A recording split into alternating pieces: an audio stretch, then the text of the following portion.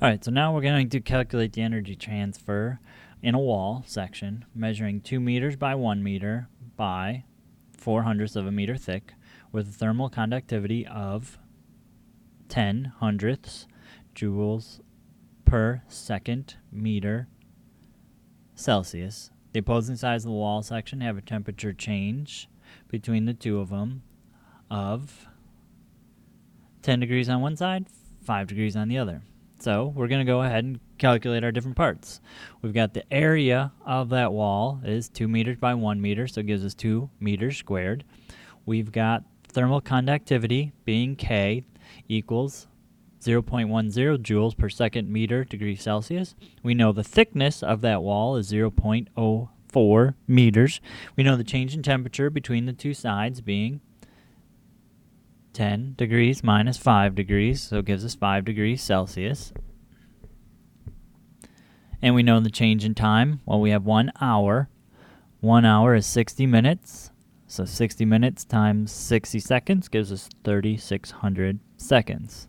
So we pull out our formula sheet, and we're looking for a formula then that uses all of these and to calculate that energy transfer.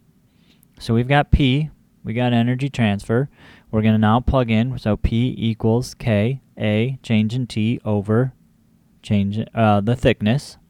So we're going to plug in our units here just to show how this formula works. So K itself is the joules per second meter Celsius.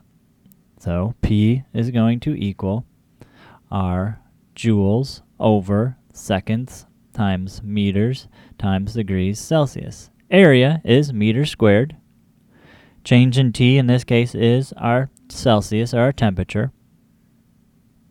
And all of that is over our thickness, which is our meters. So what cancels here? There's Celsius on top, Celsius at the bottom, meters on top, meters on the bottom. We're still left with the meters and meters. So P is equal to joules per second. So when we plug everything into this formula, we're going to get joules per second left. So our K is 10/100ths times our area, which is 2, times our change in temperature, which is 5. Put all of that over our thickness of 0.04. And P is equal to, do some quick math here, we've got 10 times a tenth is 1. So 1 divided by 4 thousandths gives us 25 joules per second. Not J over 8, but joules per second. So we need to calculate after 1 hour. So we need to get rid of those seconds. We got to figure out just how many joules actually transferred. So we've got to go and calculate P is equal to Q over time. So we have P. So P times the change in time gives us our Q, or our energy transferred.